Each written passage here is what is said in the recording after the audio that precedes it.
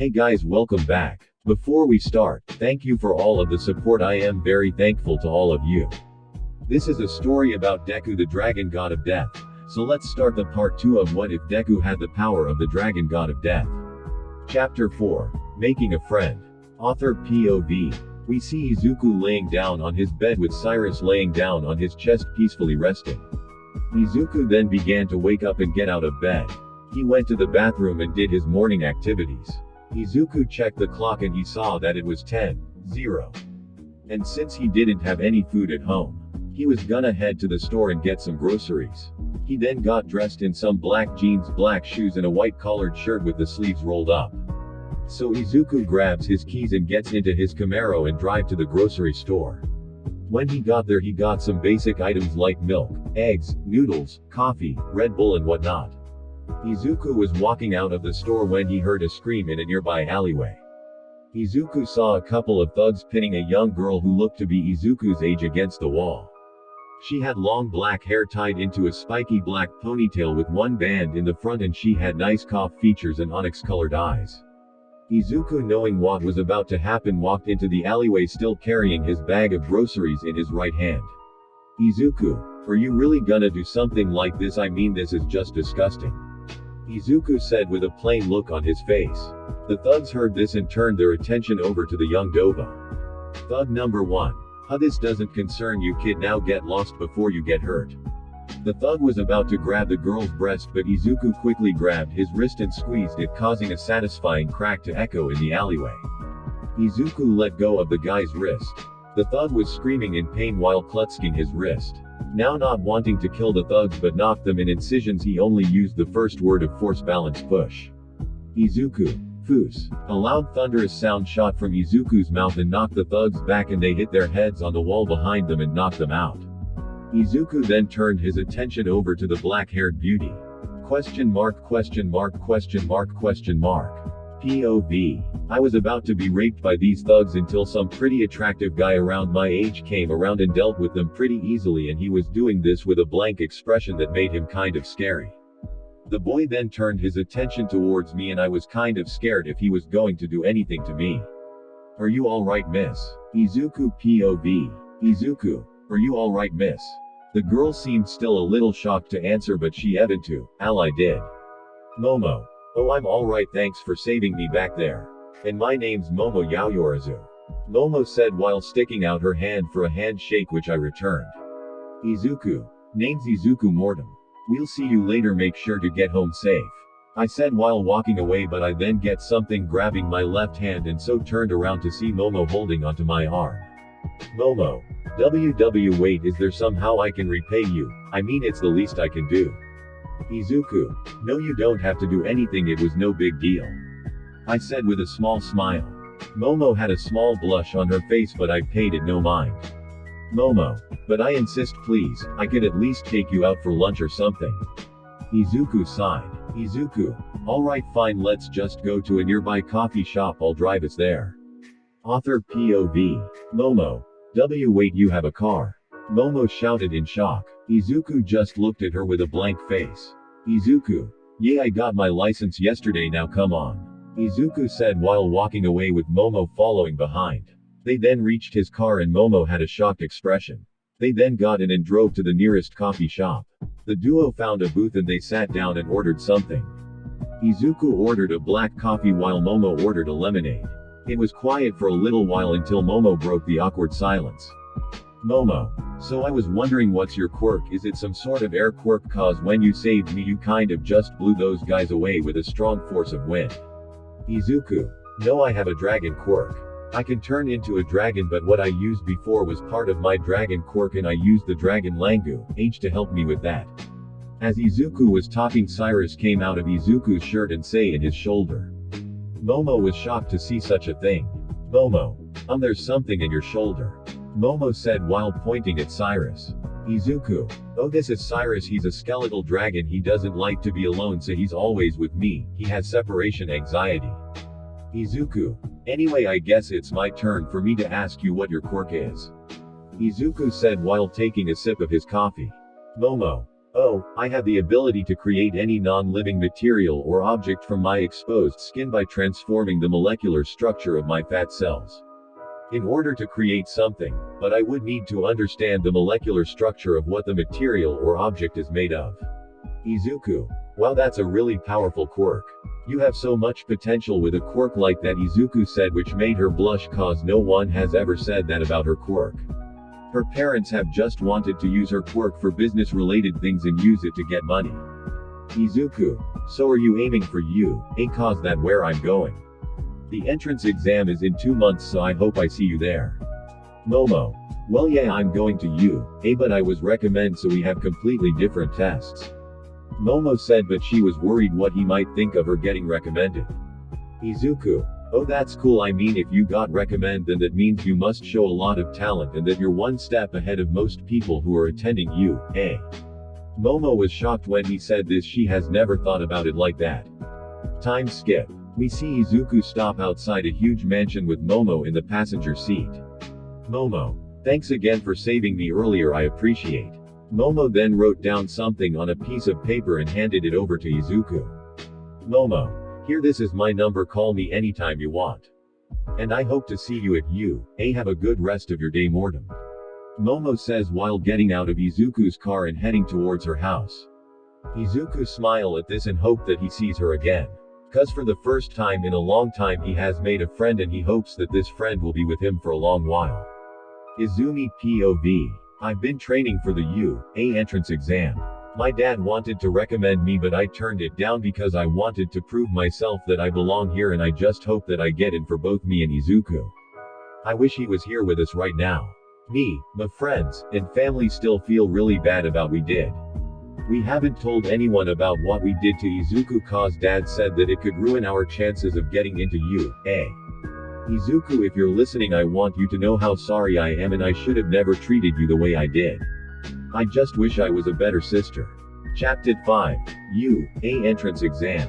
Author POV. Izuku has arrived at so he can take the entrance exam and he can finally be on his way to being a hero. Izuku was wearing a black coat with a white tank top and black pants with black shoes. Izuku enters the testing area to take the written portion of the exam and he finished rather quickly. He then heads over to the auditorium to wait for the next part of the exam. Time skip.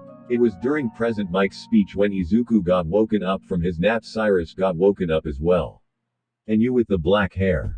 A blue-haired douchebag with glasses said while pointing at Izuku with anger on his face. You've been asleep this entire time. So if you're not going to be taking this seriously, then you might as well leave. Does not accept this kind of behavior.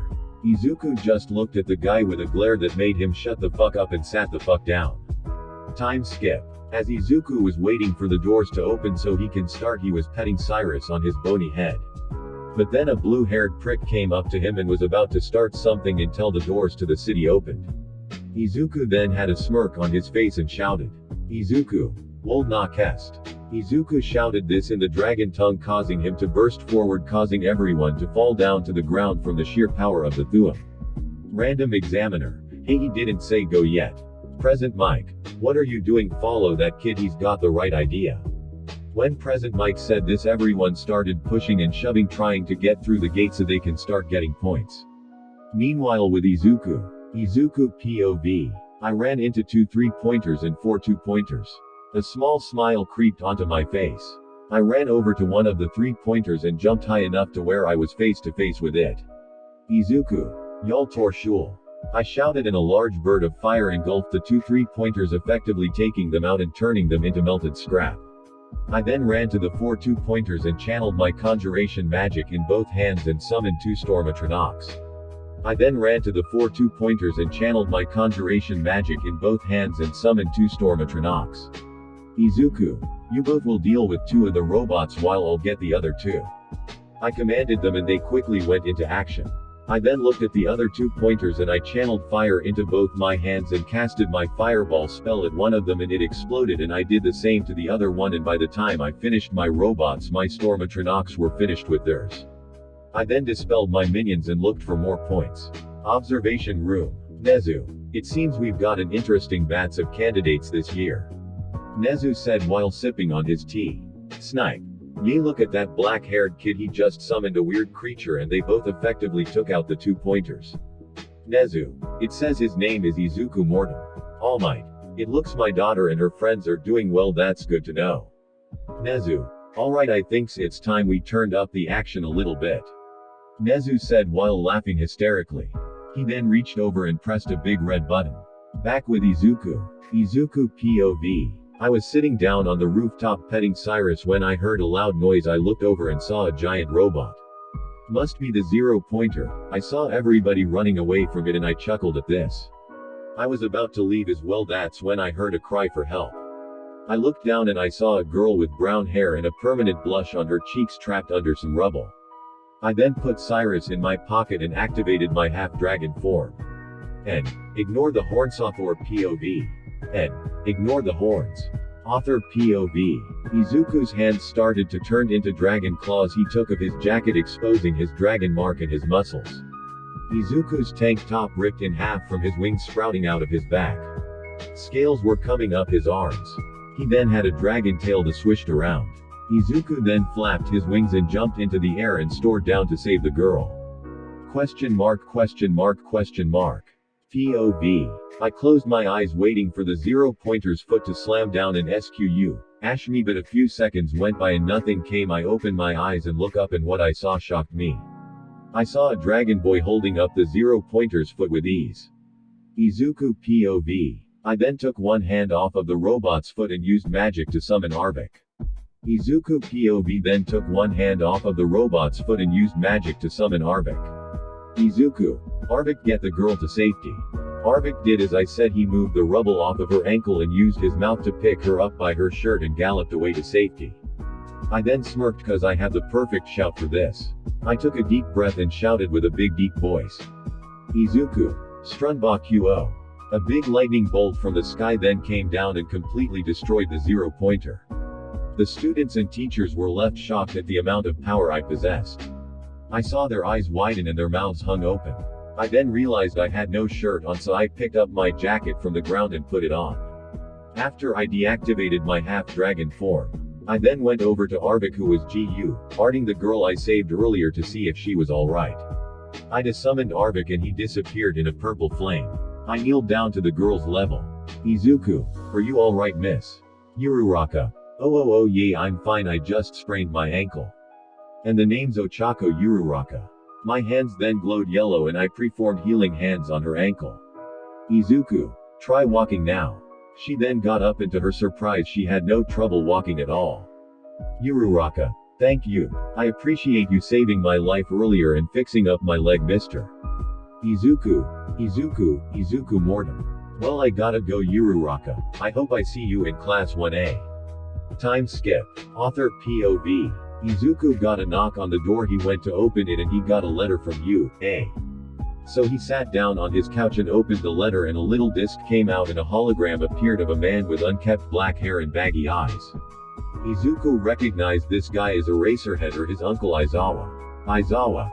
Good job, Izuku Mortem, you got 100% on the written portion of the exam and you got a total of 200 villain points, but you also saved someone and that gave you 60 hero points, coming to a total of 260 points. Welcome to U.A. and you're going to be in class 1A. The hologram then cut off and Izuku was crying tears of joy that he finally made it into his dream school and that he could finally start achieving his dream of being a hero. Chapter 6. First Day. Author POV. Izuku was riding his motorcycle to school when he stopped at a red light. He then saw a limo stop right next to him. And he saw his friend Momo sitting in the limo. She noticed him as well and gave him a small smile and a wave. The light then turned green and he went to U.A. Time skip. Izuku POV. I was standing in front of the huge door to class 1A when I heard shouting. I opened the door to the classroom and I saw some people who I'd rather not see. It was Bakugo arguing with the guy who got pissed off at me during the entrance exam. The two then noticed me and I saw Bakugo's eyes widen in shock.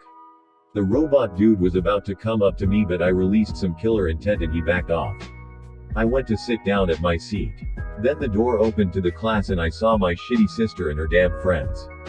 Izumi POV. I walked into class with my friends and I looked around the room to see who I was going to be friends with this year until my eyes landed on one kid who looked like my brother, but he had black hair and pale skin like he hasn't seen the sun in a while.